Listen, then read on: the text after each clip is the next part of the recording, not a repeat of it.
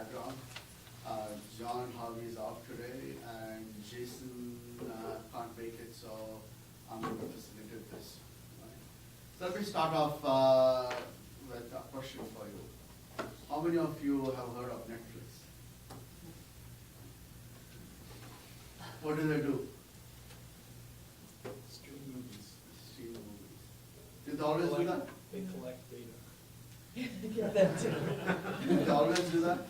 No, they have the DVD. Yeah, they used to, well, they still have DVDs. We actually get the DVDs too. You still get the DVDs? All the good movies are on the DVDs, Exactly. right?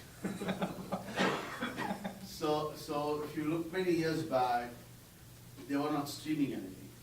You're actually getting DVDs by mail, right?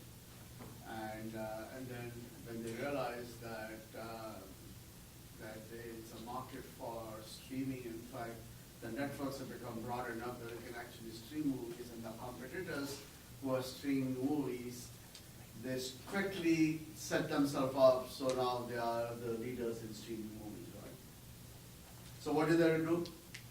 They pivoted, right? They pivoted. Look at any of the large companies, especially technology companies, right? It's very typical in technology companies. Look at IBM, right? 100-year or 100-plus-year-old company. What do they do now? That's a good question. Right. They do cloud. They're basically an enterprise software company. The mostly enterprise software company, a broad portfolio of enterprise software. If you remember, they used to sell laptops. They don't sell that anymore, right? So they pivoted from enterprise software. Before that, they were selling laptops. Before that, they were selling just mainframe computers. They still sell mainframe computers now. And I think long before that, they were selling typewriters, right? Cash registers. Cash registers, right? They don't sell cash registers anymore, right? So you can see that companies, successful companies, they change their careers several times over.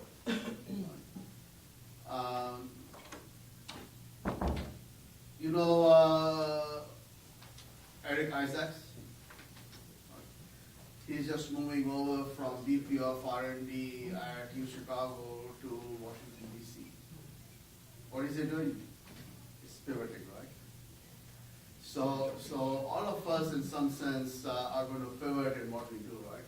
And pivoting can mean a lot of things, but what I will do is I'll ask Aaron and Tom, they are the two PIs here at Argonne. And they were in the first cohort of Launchpad, and they both have pivoted as they were in Launchpad and as they've graduated, and now with the divisions, they both have pivoted the programs.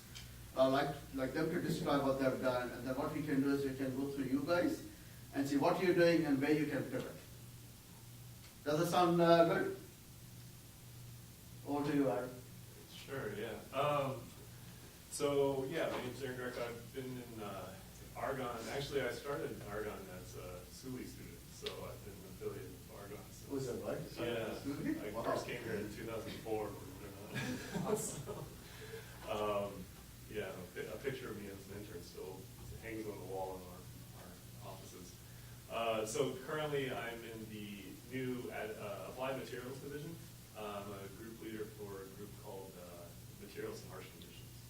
And so I'll loop that into kind of discussions about pivoting as well. So I can give a kind of a perspective from the Launchpad, but also from a little bit of my longer term career here. Awesome, yeah. And then we can get into detail. So I first, not first, but I came back to Argonne as a postdoc. And I was working for about a year. And as many of you, most of you start as postdocs.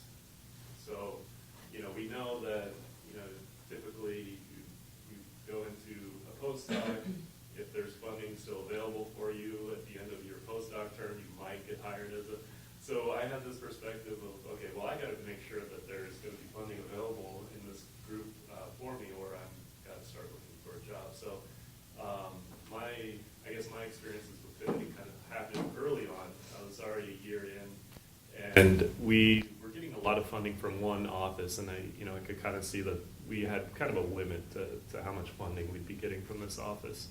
And so we started to look at other potential offices and carrying some of our capabilities to those to that office. And so about a year into my postdoc, I took a rotation at DOE headquarters, where I was working embedded into the wind office, and this was a new office for us. So we got familiar with them. I was able to establish a project, and now it's been a sustained project. So that was kind of our first. We were heavily into vehicles, and then we started to go into this wind, and now that's a growing area for us. So that was kind of my first experience with pivoting. Then I would say, a couple of years ago before coming into Launchpad, just looking around, seeing what other areas we could get into. Launchpad, we were the first cohort within Launchpad, and so this was a new opportunity to kind of, again, branch off into something new. And so actually I wrote my proposal for Launchpad, and it was, I think, the topic area idea was applied materials in harsh conditions or something. And so I was selected, and we started to define our value proposition, and this was a little bit too nebulous. I had a lot of different topics within this broader topic. Additive manufacturing was one of them, evaluation of materials was one of them, but we early on discovered that we had to put kind of an emphasis on one area, and so that became additive manufacturing. And so early on in my Launchpad, I defined additive manufacturing as my topic area, and so it went from there. And since, I guess, that part to roughly now, we've been running a lab-wide initiative for additive manufacturing. And so that was kind of another pivot moment. But, and I won't take up too much more time. I just wanted to kind of lay out the different times I've had to do this. But even throughout the additive manufacturing initiative, we've had to kind of redirect course, because we went into this with the notion, well, the most critical thing in additive is understanding and minimizing defect formation during the printing process. Well, when we started going out to the different companies and talking to them, it is a broad area of interest and a broad problem, but when you're talking to specific customers, their part of that problem is very narrow. So I don't know if I would call it pivoting, but we also had to experience how to frame your value proposition for your customer. And I think that that's relevant whether it's this initiative or others.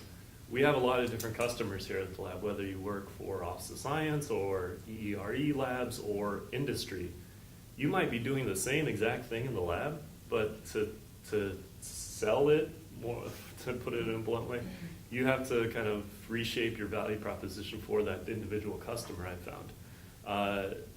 And so, again, you might be kind of going after this long-term goal, and I kind of experienced that. We were presenting to a defense contractor, and I gave them, hey, we have this long-term goal. We're going to be able to know when you form these defects, formations. We're using APS, we're using high-performance computing. It's, we have this pathway and this roadmap, and they wanted to know, well, where are you going to be next month? Where are you going to be in next quarter? Where do we enter into this big vision of yours? And how do we contribute? What points can we pull out of this? So I think, again, it's maybe not pivoting, but it's kind of in the same context. You have to be able to frame your value proposition given what customer you're talking to. So I don't want to go into too much detail. So then, Launchpad ended. I was working with Argonne Design Works for the last half year to kind of carry this on. New reorg happened, and lo and behold, Applied Materials came as a division. There was an opportunity to kind of lead a new group that was called Materials in Harsh Conditions, and now that's what I'm doing, which is ironically kind of the initial title to my Launchpad. So, you pivot so many times, you end up back in your same point sometimes. So that's where I am today, and I'd be happy to elaborate more on any bits and pieces of that, but that's kind of my story, I guess. So I knew you were going to be a good player. I didn't know it was going to be materials for harsh conditions. Yeah. Tom what?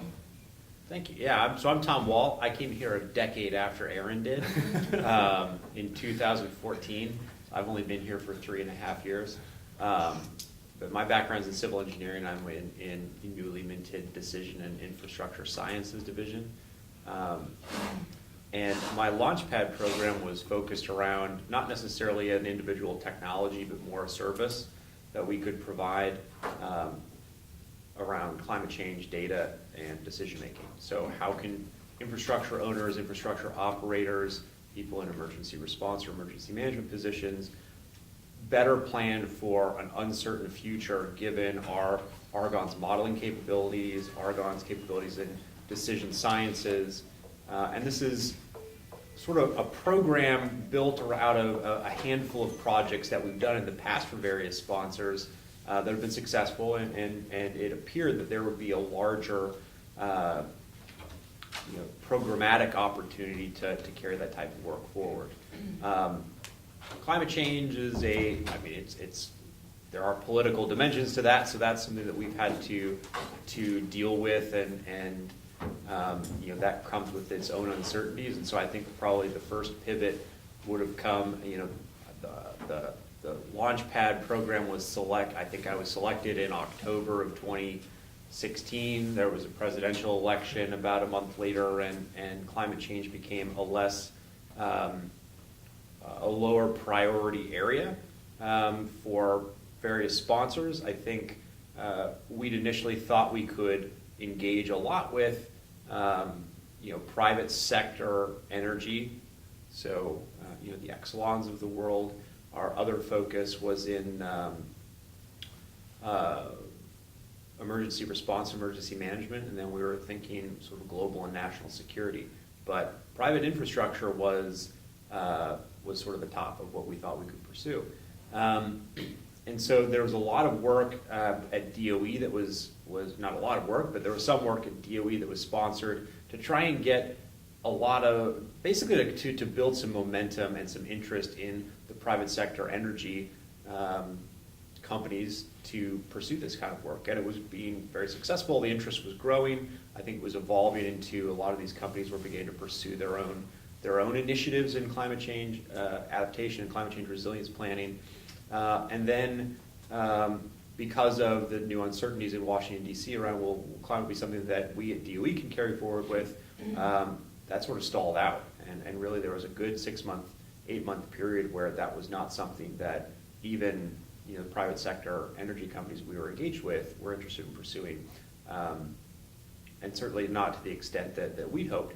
They sort of backtracked. It was more like, let's speak internally and see if we can generate the interest in our own companies to carry this forward. So that was an interesting thing to have happen right at the outset of this. And I think we placed a lot of hope and a lot of interest in these large private energy companies, and so we pivoted to other areas. We were still pursuing energy, but we started pursuing global security. And part of the value proposition is how can you build upon or really market the core, very unique capabilities of Argonne. This is something that DOE looks for when they're approving work for others that's non-governmental entities or non-DOE entities. It's something that helps differentiate you from the competition when you're speaking with potential sponsors. And so because we've got a national security facility, which is pretty unique, there's not a lot of places that do the work that we do that can say that. We've got some unique capabilities in the secured facility, and so that allows us to engage in a very meaningful way with potential sponsors in sort of the classified realm or in that global and national security realm. So they're a tough nut to crack, so we've been really trying to find a way to connect with the right people, the right agencies, the right organizations. To do that, everyone we've spoken to is super energetic. They've got a lot of interest. They want to pursue it. They may not have a lot of money, and we'll say, well, maybe you should instead talk to these people. And so we've been slowly finding our way through the global and national security space to try and get to the right agency or the right organization, the federal government, that can ultimately sponsor some of that work. That's very much ongoing. But I think, it's interesting how other things that are outside of your control can also pivot in your direction. So that's something I think also to be on the lookout for. There were in a completely separate space than we thought we could target. In telecommunications, there was a lot of discussion between folks in the former GSS division, now DIS, with people at AT&T about doing some work around telecommunications modeling for non-climate related projects. And then the people who were pursuing that said, hey, we can also do some climate work because we're coming into hurricane season. You guys have expressed some concerns about hurricanes and natural hazards and what will that look like in the future. And again, that sort of took a pause because hurricane season last year was pretty bad when we started getting into those discussions. There are also some other outside considerations with internal reorgs in that organization. But when we re-energized the discussions with AT&T, it was completely only about climate. So all of the other programmatic areas that they were interested in exploring had sort of either, if not gone away, had gone certainly on the back burner, and they were solely focused on talking about climate data and decision making. That sort of was serendipitous, came out of the blue, but it was with the other people outside of the Launchpad initiative and outside of the climate initiative, they pivoted in the direction that AT&T wanted to go, and which was towards the area that I was working in. Very fortuitous, and so that's still something that we're still trying to iron out the details of if we can work together, if we want to work together, what that type of agreement would look like. This is not a done deal, but it just, I think, nicely illustrates, and it's a very recent illustration of how it's not just you having to pivot, but it's also being aware of a little bit of what's going on around you and seizing the opportunity when things pivot in your direction, not to take over what's happening, but to work collaboratively with those other folks who are in a position to pivot in your direction and find a way to have a mutually beneficial outcome. Nice. Any questions for two scientists here on specifics of how they pivoted? Can we go around the table as to what you're doing and where do you think you can pivot, where there might be a value proposition what you're doing? Sure. So I think I'm in the middle of a pivot right now. I came to Argonne a couple years ago, security officer for the National Security Facility. So pretty administrative task, really, passing clearances, maintaining operations of the facility. We soon found out that we've got all these folks that have clearances and they're trying to get into the national security world, but they don't have training on how to do it. They don't know how to use the systems. They don't know who to reach out to collaborate with. They just don't know the language. So I am transitioning right now into more of a training role, doing far less of the security aspects and doing more of the training, having more collaborative brown bags and trying to actually come up with a training structure for folks when they come in to make the facility more useful for them. So I'm kind of in that pivot point right now. And who are the customers? So we're in a little bit of a unique situation here because we are a user facility. So my immediate customers would be our PIs that have clearances. However, that extends to them going out and doing the work, getting work from the intel community and the national security realm. So it's really empowering them to go seek more projects. How about you, Adam? So I feel like I pivoted a lot lately, but I'll pick one story. So I had been working on this drone detection project, and it kind of was a pivot in and of itself. I had some interest in doing some, using the LIGO platform, which is the core of the AOT, to do some wireless sensing, because my background before I came here was in electronic warfare and RF type stuff. So I was hoping to get involved doing that. And as I started, talking about doing this, there came up with some roadblocks, and I'm still working, trying to get some of that going. But as we were talking about that, another opportunity came up to utilize the sensor that was on there and do some defense type work focused using just the camera, the embedded computing, and machine learning, which I'm getting a master's in right now, to do UAS detection and things flying over these sensors. So that was kind of the first pivot point. The opportunity came up, I had some overlapping interests, and so to get familiar with the platform, I started doing that. But then the second pivot point is after I started developing these machine learning models to do UAS detection, and starting really getting into more of the science of how these machine learning models would work, it became clear that the methods I'm using to do drone detection can be applied to other things. So, more straightforwardly, birds, environmentalists are interested about birds flying over, it's not necessarily drones, but being able to figure out different species of birds and things like that.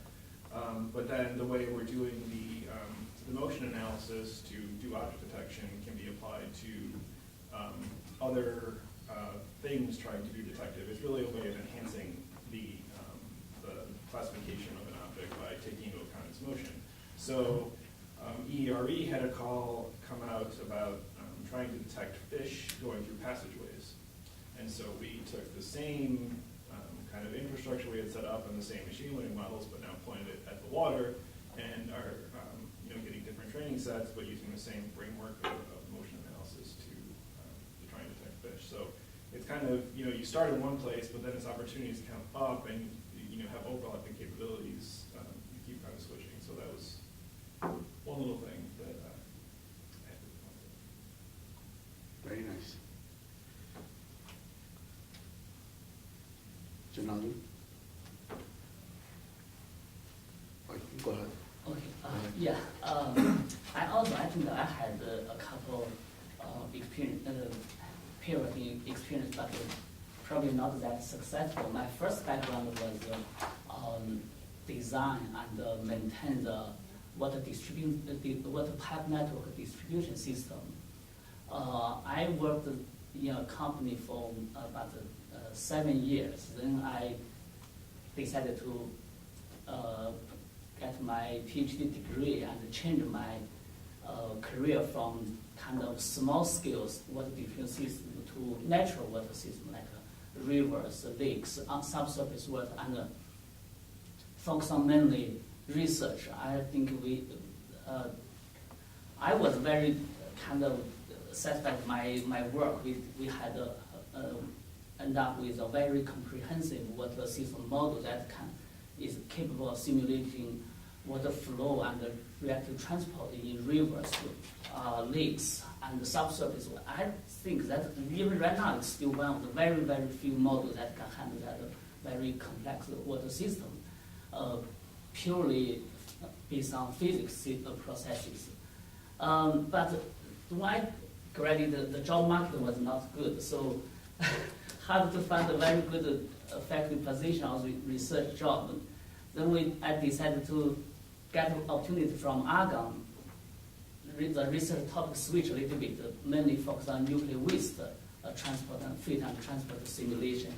So I thought, because I don't have many kind of options, I just took this offer and came to Argonne.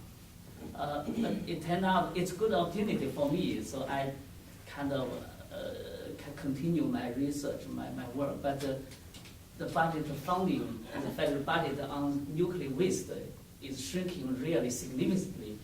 And starting from the first year I came here, we got funding issues almost every year. So I got a little bit of trouble. My background still in hydrologic modeling. So I'm trying to look around if I can still do some work on a water system. I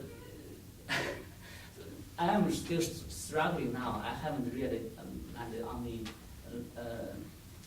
to me, a good opportunity yet.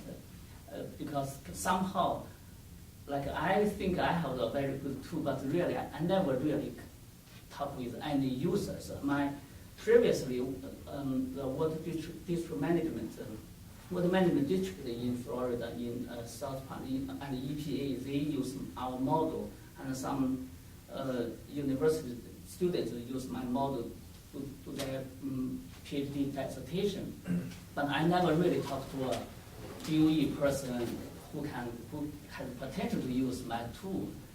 Right now, I think when I'm trying to do this kind of pivoting, I had the first problem, the difficulty is where to find someone who is interested in my work. We sent a couple of IODRD proposals. That's what I try very hard to do this transition.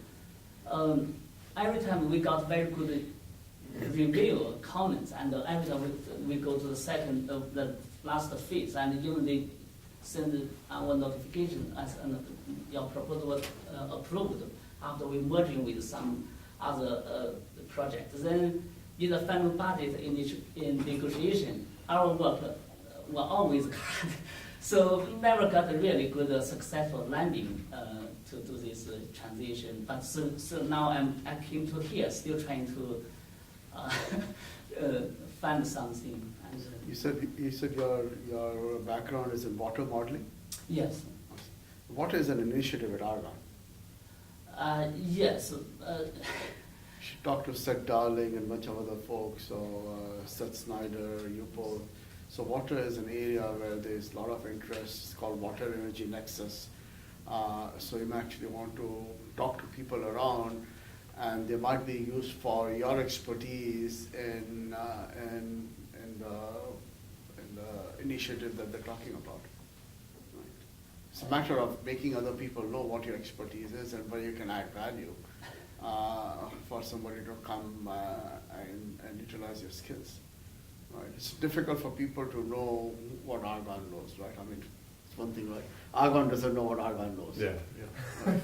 So you really have to be going and talking to a lot of people for other people to know what you do. Just don't talk to Seth Snyder, because he's in Idaho now, so. But yeah, the initiative it's called DRINC, DRINC. And so they're in preparation to propose to the Advanced Manufacturing Office. So Seth Darling is still part of this. Greg Crumdick is another API for this. Right. Yeah, when I do this, sorry for taking kind of too much time. When I was trying, I did talk with Seth Snyder and a couple other people in Argonne. I have a feeling that my background is kind of closer to some groups in Oak Ridge and PN. I was working on kind of detailed modeling. Here we do mainly, to me, in my view, is kind of a little bit higher level of model. We don't care too much about the physical process. We want to know what input, what output. But I don't want to give up my expertise. I really want to still working on my area. I can switch to a higher level model, for example, water system modeling relatively easily. I know kind of that. But the drink that he's talking about is actually multi-lab initiative. But are your modeling, is it groundwater flow and contaminant transport? Yes. Yeah, Yeah. yeah. And, so that is the pivot. I mean, because, right, when there was a lot of remediation work being done, right, that there are contaminant transport and modeling containment systems and natural attenuation, and that there was a really high demand. Yeah, right? exactly, yes, yes. Right, I came from that background. But now I think the opportunity is really thinking about water as a resource, and thinking about how you can use your modeling skills, maybe to look at the impacts of changing in climate and I don't know, but that, I have been on that thought path too. And I think connecting with Drink and maybe some other people about, with your technical modeling capabilities, how could that plug in to the type of analysis that they may need?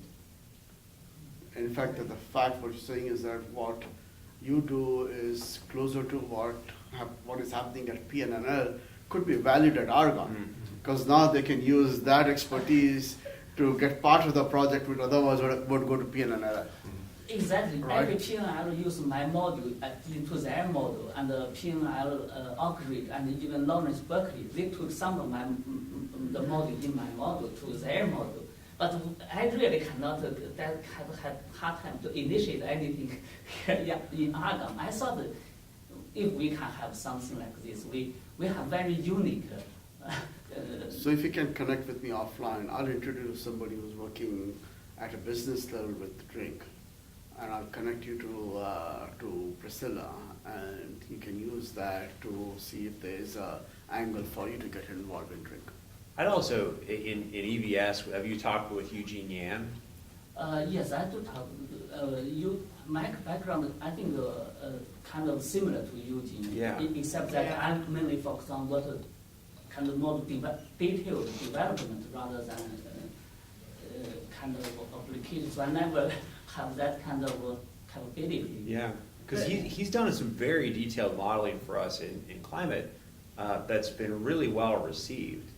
And it's again, an extremely unique capability of Argonne. I can think there's only one other, there's a university, Cornell is the only other place I know of that does some of the climate change informed surface water runoff modeling, which everybody in the infrastructure space is interested in because it can say whether or not your facility is going to be flooded Right.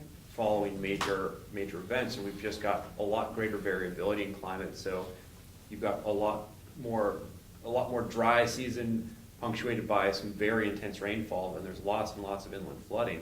And that's a huge area of interest. Also, as far as groundwater, like subsurface, we've done a few projects now looking at regional water availability for the future for drinking water. We did a huge project in Texas focused on that. And one of the things that we didn't get into because that specific sponsor wasn't as interested in it, but was actual modeling of of the aquifers that were serving that area. I think that could be a potentially really interesting space moving forward. I was talking with some climate folks yesterday, over in EVS, and they were saying that there's now the day zero or the 0 day metric, which is what Johannesburg sort of coined, unfortunately, first, and like cities across India are now using this term, and some of them are saying it could be as soon as 10 years from now, where there isn't water available. So I think that seems like a huge research space moving forward that not a ton of people are really looking at. And I think, to Hemant's point, just because other labs are doing it, like if we could build that capability at Argonne and package it with other capabilities and say, look, we don't just do groundwater modeling. We could do groundwater modeling, surface water modeling, climate modeling, and package all of that together. It's those really complex problems and saying, hey, we've got some solutions for that I think could be really valuable. So, easier said than done, right? I don't know exactly. It's a lot of work to do that, but it seems like maybe you're in a unique position to do that here.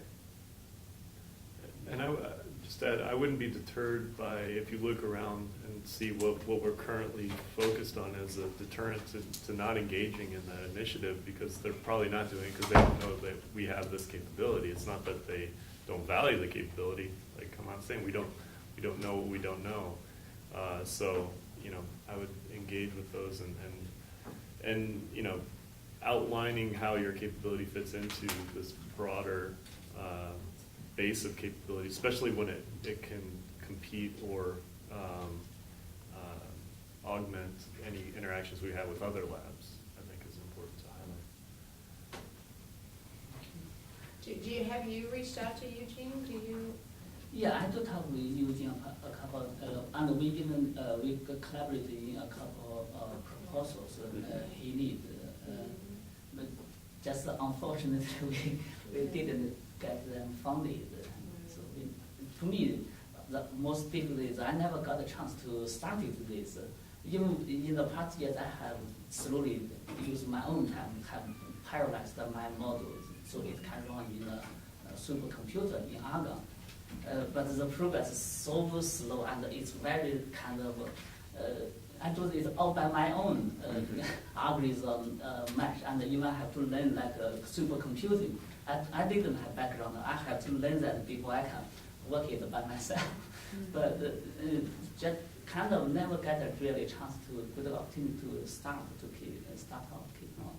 Yeah, I would agree. I've talked to him. I mean, reach out to Eugene maybe again, and then I know John Quinn, right? You know John. Yes, I know John very Yeah, well. John, and kind of think about how you could use, as Aaron said, and you know, your modeling to support, like to enter, you know, I think some of the more, I don't want to say current, but, you know, the issues with regards to, because I know your models, right?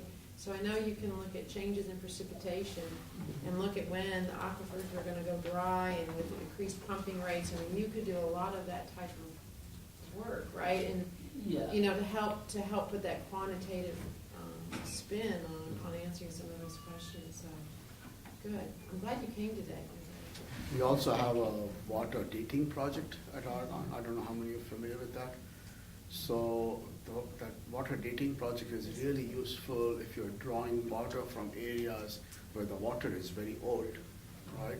So you can actually use that to determine, you know, if the water is old, it's mixed, what kind of water it is, how it is getting replenished, and if it is getting really old water, then maybe that place is going to get dry. So there's a bunch of water initiatives within Argonne that you can add. And, you know, and the last thing I would add is, you know, look at it as a jigsaw puzzle, right? The more pieces you have, the more valuable it becomes, right? So adding your piece to the jigsaw puzzle is actually valuable because nobody else has that. Thank you. So some new people here, we are talking about pivoting. So you have a program which, you know, has certain characteristics.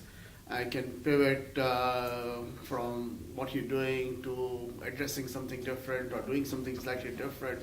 And how do you do that? So a bunch of us have gone around. If you want, we can come back to you at the end, or if you want ready to go, we can talk about what you do and how you're pivoting, if you're pivoting, or if you want to pivot going forward, what you might think of. And I think in your case, I think you're doing that, right? Yes. So you want to go ahead, you want to describe what you do?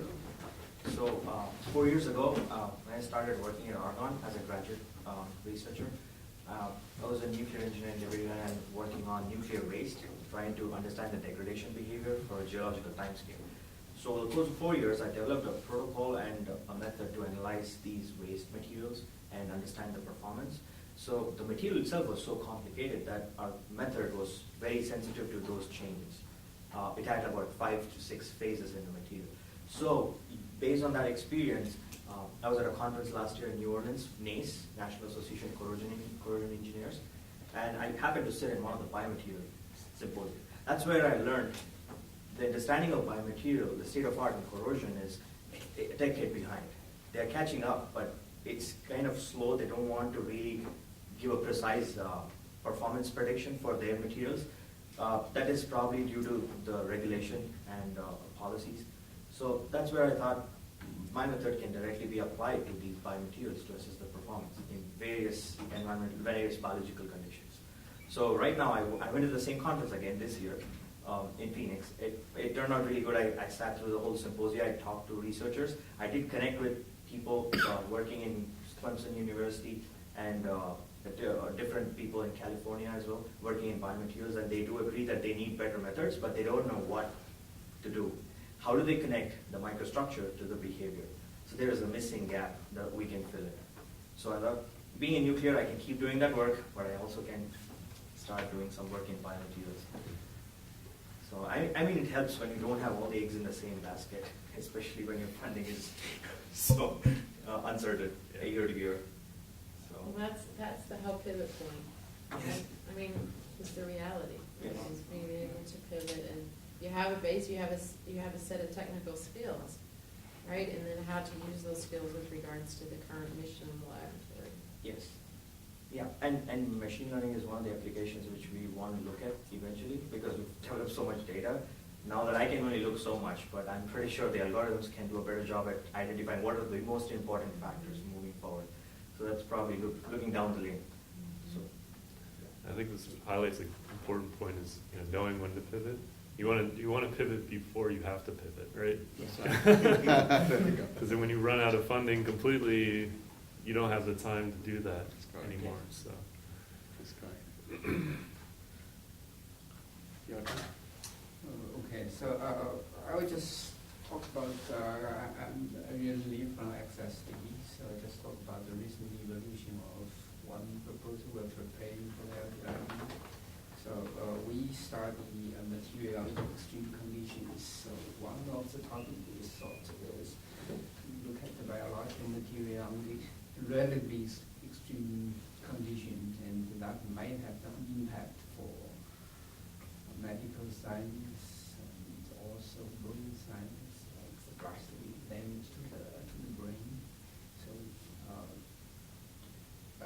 it's basically from that standpoint of view, we need to implement some sample environments so we can take high-speed moving of how the cells or tissue respond to a shock wave, like a impact shock wave or just a blast shock wave. So in the process of discussion with my colleagues, so we found out that we don't necessarily have the resolution to see the material at the cell level. So then we're thinking about what kind of technical development we need to improve the spatial resolution. So then we looked into somehow we need to develop something to do that. So then we prepared two versions of technical paper to the LDID. One is more on the application to the biological science with the high-speed imaging. The other one is actually focusing more on the development of high-resolution imaging capability that will give you resolution of smaller than micron in the nanometer range. So we're still trying to see if that can go, how much farther it can go under the LDID system. So that's basically what we are in. So if I summarize it, just to try to apply some technique like high-speed actually imaging to something that probably new to the community and might have some impacts to general or more big research field. So I consider the pivoting, but we'll see. All right, yeah, I'm Janardhan Kodavasu, and my background, my PhD was in mechanical engineering, focusing on combustion and internal combustion engines and doing computational fluid dynamics simulations of those. So I started at Argonne in 2013 as a postdoc, kind of continuing the same thing that I'd done in my PhD. And as I got converted to staff, I quickly realized that to move up in Argonne, I can't just be doing the same thing what I'm doing, because there are other people who are already doing that, who got here before me. So there's no way to make progress. So the only option there was to pivot. So I think before pivoting, the key is, as Aaron mentioned, to make sure that you can pivot before you have to pivot. So about 2 or 3 years prior to now, I started learning more about machine learning. I had no background in machine learning, but like most of you, I thought, okay, it's a buzzword, it's something, and I had that kind of fear of missing out sort of thing. Everyone talking about machine learning, I better find out what it's all about. So I started educating myself, kind of just growing my talent in that area, and slowly trying to apply it to things that I was already working on to make it kind of an easy pivot versus a hard pivot. So trying to apply machine learning to engine combustion data, that was the most easiest thing to do. Of course, I did face resistance initially, people who didn't understand completely the value of what I was proposing, but not really supportive. They're like, no, do what you're supposed to do. So I had to do a lot of this on my own time, while still doing the other stuff, till I got into a stage where I could show the results that, hey, this is the result. It's undisputable that there is some value in this. And that's what really allowed me to apply for the Launchpad program. And applying for the Launchpad program was also intentional so that I could give me the opportunity to pivot and grow laterally rather than vertically, which is very hard to do in our own, you have to kind of grow laterally. So with the Launchpad program, building off my skills and experience of applying machine learning to combustion, I started getting more involved with Aaron and the manufacturing initiative and seeing how machine learning could be applied to optimize, let's say, the additive manufacturing process or something like that. So to transition from being a engine combustion guy, and as most of you who are following the news might be aware, like there are announcements by GM and Volvo and who all saying, no, we're going to stop making combustion engines. We're going to go all to self-driving, battery electric. Those are the big research areas right now in automotive. And I got into mechanical engineering because I was passionate about automotive. So I still want to, work in that area. But, being associated with the machine learning and data science area allows you kind of a little bit more flexibility. And one more thing I would say is pivoting and I think leverage go hand in hand. You always want to have a couple of points where you can pivot to. So that gives you some sort of leverage, so you're not kind of just going along for the ride, and you can be in charge of your own destiny versus someone else telling you when you can get a promotion or what you can do and what you cannot do, what you can apply for and what you can't. So it's always, as you said, it's good to have eggs in different baskets and kind of take care of them and like be able to move, not pivot in just one direction, but pivot in multiple directions if you need to. So that's kind of been my experience. So far things are going great, learning more and becoming more an expert in the machine learning application side, at least from an engineering applications standpoint. So that's my experience. Alina. All right, my name is Alina Kastman. I work at the optics group of APS. So are we like sharing past experience and pivoting? Pivoting, there you go. And also in case you're looking to pivot going forward. Well, my most drastic pivoting happened many years before I came to Oregon, but it is the result of that is the fact that I am at Oregon. I'm an electrical engineer by trade, and I was really interested in microfabrication. So I started kind of like with physics of semiconductor devices and MEMS and things like that. Well, if you look around the Java sphere in Chicago area, we don't do that. So at one point I was laid off, and that's when I had to pivot, like I had no choice. And one of the jobs that I applied for was looking for polishing of hard materials. I was like, hey, I know semiconductor materials, how to use them. I have no idea how to polish them. But this ended up being a really steep learning curve, but eventually landed me here. And I was actually ready to pivot from like my last 2 years at my previous job. I was like, okay, this is more of the same. This is tiring and boring. I'm definitely going away from this industry. I will never do any polishing again, never do any optics. And then here I am polishing crystals for the APS. So I guess the pivot there was that there are other applications in the same sphere that I had no idea existed, and I wouldn't be able to find them if not for random chance of being on some mail list for the optical society of Chicago.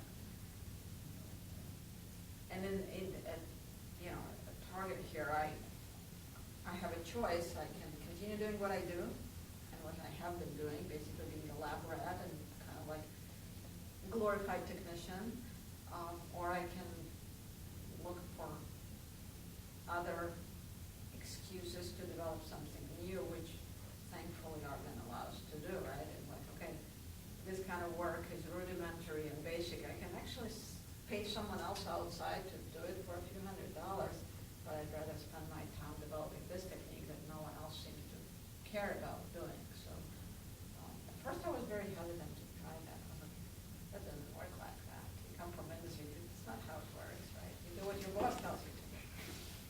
But that's good. I'm still learning to figure that out. So, the pivoting is a very common term in the business world, right? So there's actually a technique to that. And there are several things that people do, as for example, the example of Netflix, they they moved to streaming from distributing DVDs, or for IBM, for example, as they pivoted, right? So the techniques are, for example, in Vineet's case, his core is materials. And you're pivoting from materials for nuclear to materials for biological use, right? So you can go and move around and see, using materials as a core, where else can you apply? So that you're pivoting in that in an application sense, right? So segmenting your application and say moving around and moving adjacent areas, right? You're still looking at micro level, right, in the nuclear space, and you're still looking at corrosion or changing of phases, and then moving across the applications, right? So you have core area. So you look at what you do and you kind of segment the space, right? You segment by application, you segment by what exactly you're doing. So for example, in the case of at Argonne, in your area, Verify, right, there's a model. And there are a few core components to that. There's a modeling component, there's a computation component, and there's actually a measuring component, what's exactly is happening in the combustion space, right? You can take that and say, look, if you can change the combustion, or you can keep all of the same, but add something more, it's a phase change, right? Or you can say, well, you're talking about flow, and you make it like, supersonic flow, right? So now when you change something in that mix, you're opening up also to a different application and a different area, right? So it's actually methodical, right? What do you have, what is it, and what can you change? One or two things. If you change completely, then it's a completely different area. There's no longer a pivot, right? You're changing something, small component of that. Value chain is another area, right? I mean, there's a series of stuff that people do. You make materials, then you make components, and then you make a car from there, then you sell a car, right? And then you actually sell a fleet of car, you operate a fleet of car, there's a whole value chain. And you can actually move into adjacent areas. You don't go from materials to saying I'm going to operate a fleet of car, right? But you go along the value chain to adjacent areas. So it's what is adjacent area is important. That's how you change, right? There's a vertical integration, right? So there's a value chain, there's a vertical integration, which is, for example, I work for a power company. They were using coal to make power. And they decided they're going to, instead of buying coal, they're going to own an old coal mine, right? So they got into the mining business. Unfortunately, the mine that they bought was in a different part of the country. It was a different area. So they had to ship the coal overseas from the mines to where they were using. That allowed them to get into shipping business, right? So it's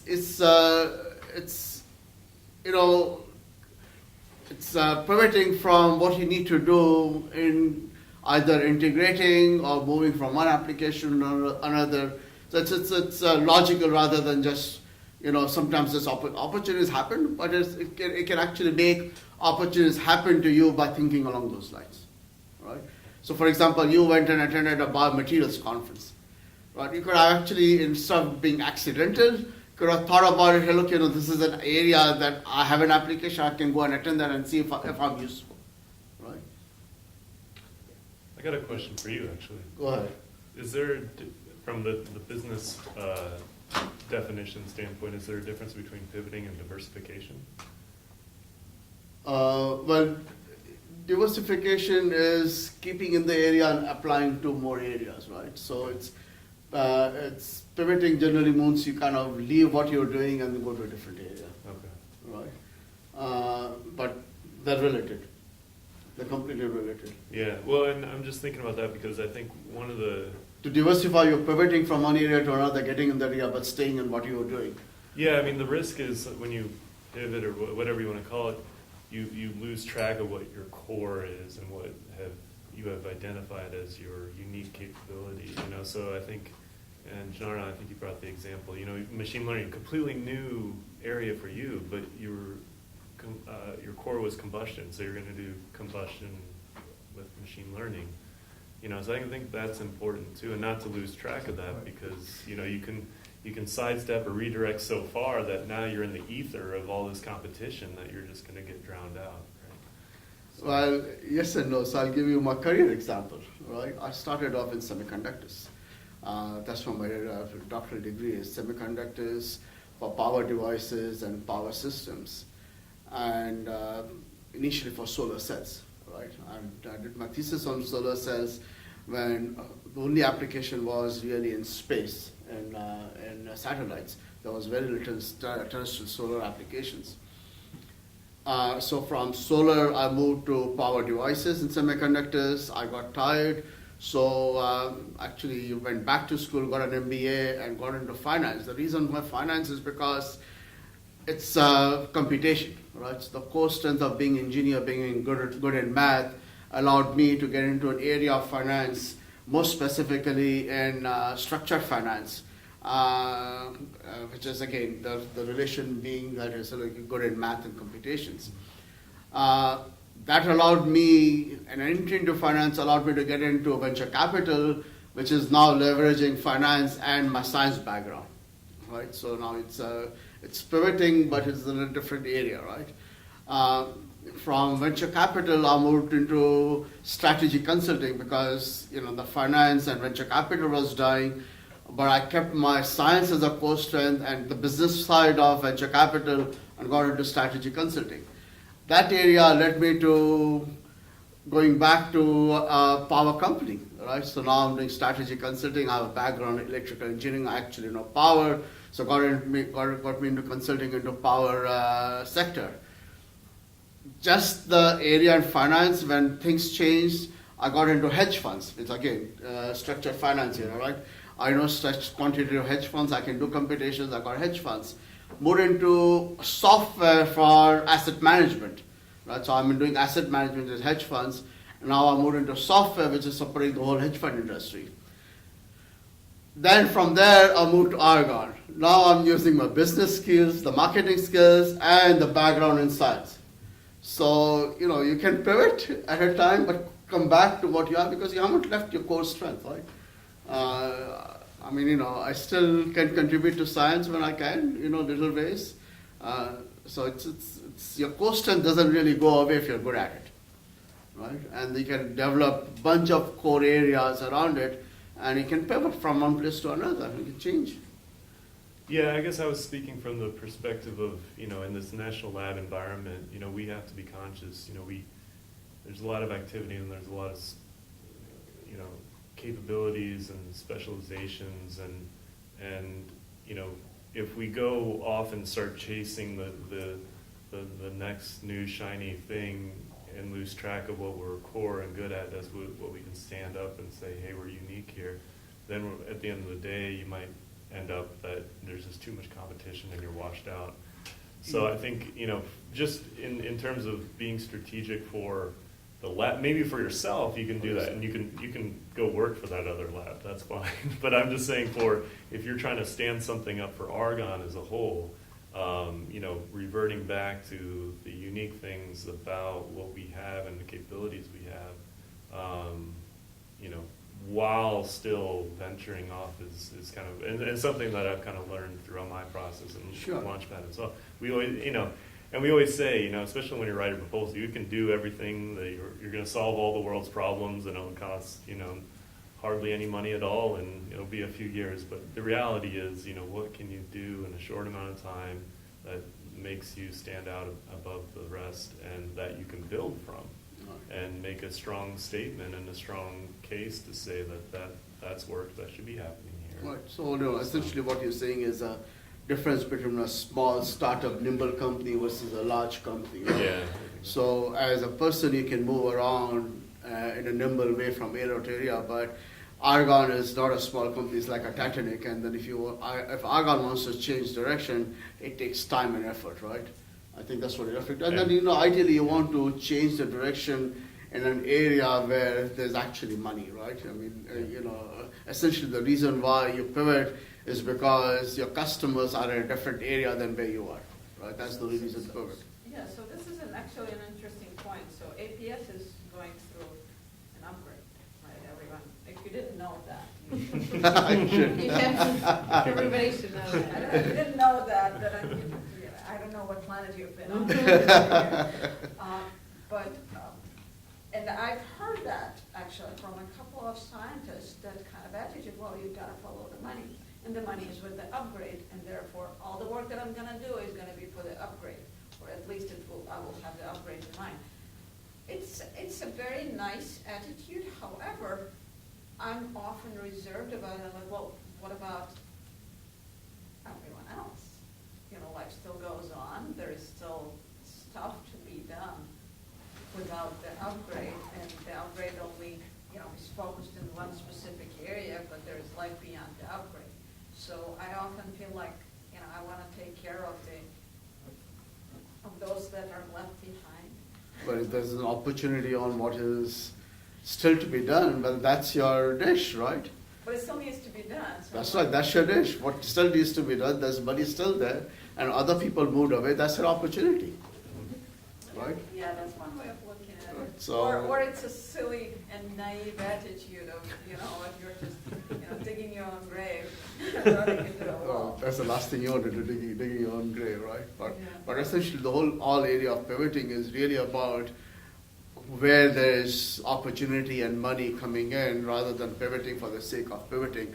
And as you said, right, you want to anticipate where there's money and move there, and position yourself to that area rather than being reacting to that. Right? That's the challenge. Well, and a lot, you mentioned steering the big ship takes time and effort, and I think time is the most critical component of that, because,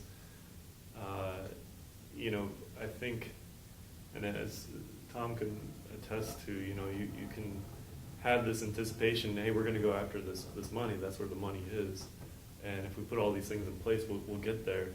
But, you know, we all live in this funding cycle of every year. If you're seeding an idea with DOE, that call isn't going to come out for 2 years.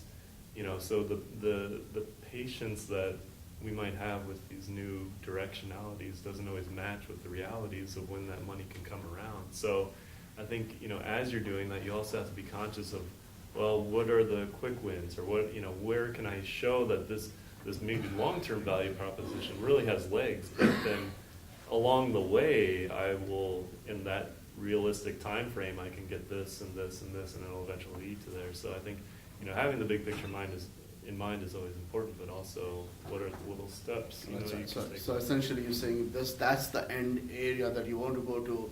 What are the intermediate steps and path you need to take to get there, and you get there by pivoting at every step of the way, right? Maybe, yeah. So that's the whole idea of pivoting, that, you know, you don't make a big change, but small changes. Yeah. Right? Well, in some respects, I'm intrigued by this distinction between pivoting and diversification, because I do think that some of that also comes down to honestly appraising the situation and determining whether or not this is something that we should abandon completely, or if we do truly want to keep that on the back burner and revisit it in a year or in 2 years when you're in a better position, or other external factors have shifted that could make it a higher likelihood of success. And I think that in addition to patience, it requires tenacity, because it's not just, hey, we'll wait this out and everything will work great. It's we'll wait this out, but we will be active while we are waiting, to either put us in a more advantageous position, and that could be, you know, a big part of value propositions, as I've found, is saying, ensuring success.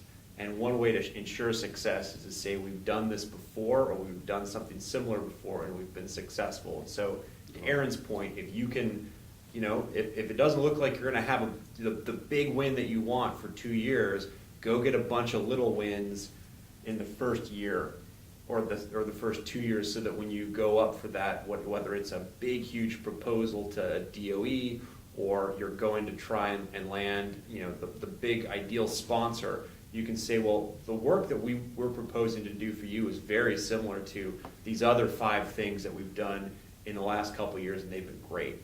And that's not just waiting, that's being tenacious and pursuing other things that may be related. And I don't know quite where that falls on the pivot diversification spectrum, but somewhere in the middle, because you're maybe shifting primary focus, but holding on to in the back of your mind that thing that you were pursuing. And look, some of the stuff that you pivot away from, maybe it's worth completely abandoning. Maybe it was, you know, some of your own naivete, and I was gonna say this from personal experience, like, I think what I initially proposed in the Launchpad proposal, like, we've completely abandoned. It was, we've gone to something that is much more powerful, much more realistic. You know, other things you maybe don't want to completely abandon. So in case of Vineet, for example, right, he does nuclear and is beginning to do biomaterials. If he continues to do both, that's diversification. Yeah. But if he abandons nuclear and moves completely into bio, that's complete pivoting, right? Yeah. But the other point that you mentioned is that, you know, you want to do little projects and point to success in those little projects goes back to something that we discussed many sessions back, is that what program managers are looking for. They have the money, they need to spend, right? What they're looking for is that when they give the money to Tom or to Aaron, that money is going to be used, is actually going to be successful. So they have that confidence that they're going to get something delivered when they give the funding. So is that confidence, is that what you want to convey to your sponsors, to your customers, right? And that's very important. By having shown success in every point of way, that's essentially what you're conveying, right? That's the relationship part, right? You're building a relationship because you're trying to convey that you putting faith in me, we will deliver, I will deliver, right? You'll be happy at the end of it. Right? That's essentially what you're doing. Any questions?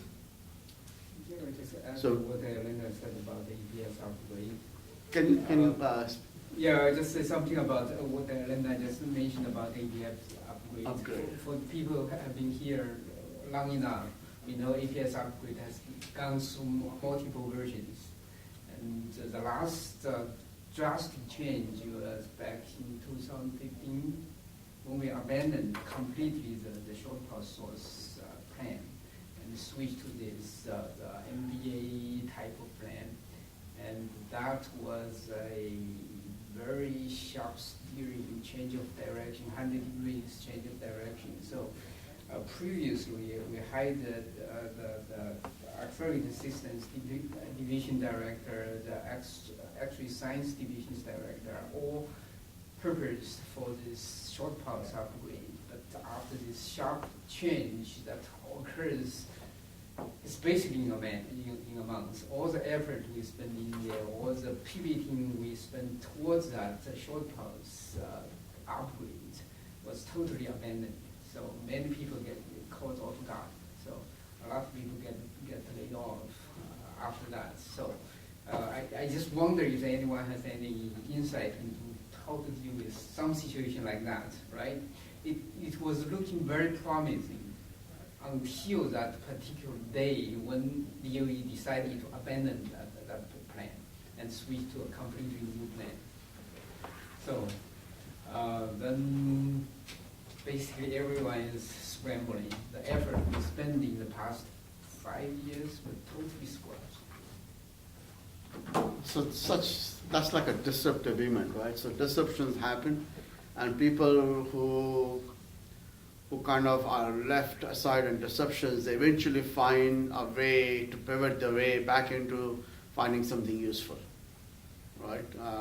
You found from semiconductors to finding something useful in X-ray optics, right? So eventually you find a connection through that, right? I mean, it's not immediate, but it takes some certain time. I don't know if you have any other comments. Well, I mean, I don't know if I can speak directly to that particular case, but I think in general, just having flexibility and the ability to be a little bit nimble. I think a lot of the times we get stuck in this situation where at Argonne we might be doing one thing for a decade, right? And we keep trying to force feed some of our old ideas down our sponsors' throats because that's what we're comfortable with doing. We're not able to take the risks and the flexibility to look at something new. At the end of the day, DOE will pull the plug when they realize that, hey, we need to pivot, DOE needs to pivot, and if our performers aren't able to do that, then they're gonna leave you to the wayside. But if you can demonstrate to your sponsor that, hey, yeah, we can be nimble, we can change with the currents, then you're gonna be more successful. And so I think you just need to demonstrate that, and demonstrate it before it needs to happen, you know, because, you know, then, if not, then you might be let go. So the benefit here is that the challenges you're facing or everybody here faces are the same challenges that everybody else is facing as well. It's not that challenges that each one of us faces somewhat different than what other people in other labs would face, right? So that's the good side of competition, that everybody has the same level playing field, right? And all you need to do is little better than what other people do, right? And to win on the competition. That's really what it boils down to. It's not that other people somehow have gotten it easy, right? And it's the same thing in life as well, right? That, you know, it's a limited number of engineers, right? Limited number of people with that skill set. But the things change, you still have the skill set that you developed over the last 15, 20 years. Just have to pivot a little bit to fit into the new need.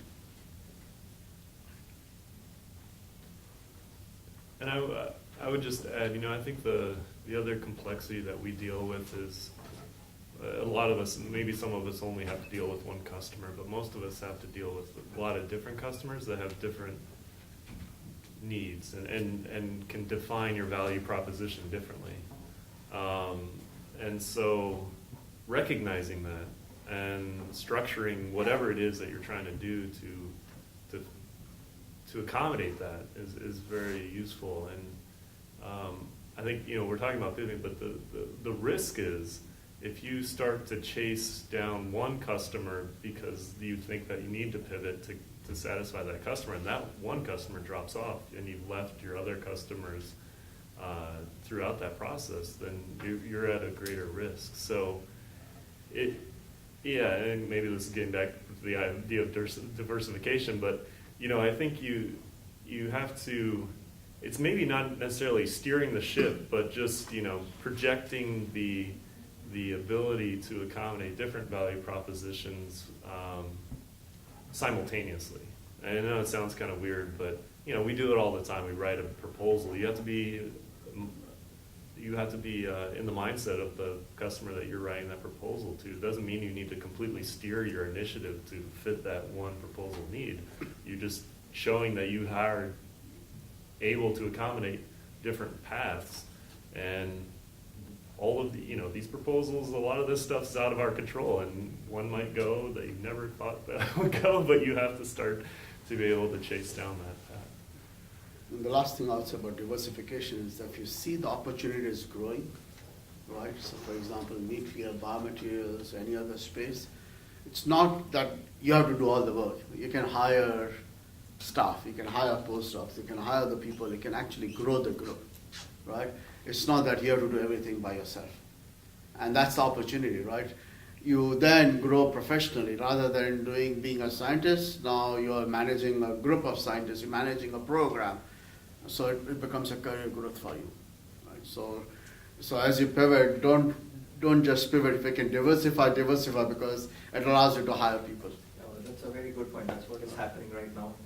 Because I'm already involved in a couple of projects, and then this is another project we plan to do in the summer, the work on biomaterials. We talked to people at Rush University. They're providing us with materials for free. It's just that there should be some staff to do research. Hire people. Yeah, so that's what That's how we grow. Getting to graduate students to start on that. All right, if no more questions, we're almost close to our end of time. We're going to have a session in 2 more weeks. That session is going to be somewhat different than what we have so far. That's going to focus more on specific type of customers. We're going to have Diane Hart and David McCallum join us. Diane Hart knows NIH very well how to get funding from NIH. She generally knows what are the requirements for funding from other federal agencies and what are the quirks and how to work that system. So she's going to talk about that. David McCallum is actually very good at winning proposals. From what it takes to write a good proposal, good winning proposal. So we're going to have line up these two folks to see to help you with very specific part, not with industry customers, but with respect to how to respond to a FOA and how to look for opportunities, not necessarily within DOE, but outside of DOE, but in the federal funding space. So that's an area. And I'll try to see if we can get somebody from, for example, NSF to join us, although we can't directly get funding from NSF. But essentially the idea is, what do reviewers of proposals look for? That's what we want to try to convey, and how to get to proposals. That's a session which is next 2 weeks. Hopefully we won't have a disruption. Hopefully both the speakers are available, but we have to line that up. Okay.